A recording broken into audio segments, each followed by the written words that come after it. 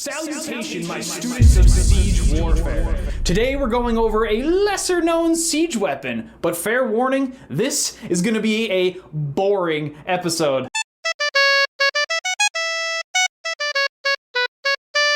The Boar fandom is dying. Like, comment, and subscribe to make sure the Boar fandom stays relevant in 2025. Oh my god, Professor. This is just an overcomplicated battering ram. You know, my dear student, you're actually kind of right for once. It's like siege warfare with extra steps and some German over-engineering. The original design of the Boars must have been like science fiction. The Boar would come to us from Alexander the Great's campaigns. During his expansion, he was funding siege engineers quite well. Those siege engineers came up with many innovations. One of them, of course, being the Boar. This is one of the first weapons on the siege tier list that didn't come to us from the ancient Assyrians or the ancient Egyptians. If anyone knows of any job openings in Alexander the Great's army, I would love to be a siege engineer. Please let me know. These machines could be built with a 25-meter log affixed with an iron tip as the drill bit. They would have been placed on a bed of complicated rollers, allowing it to spin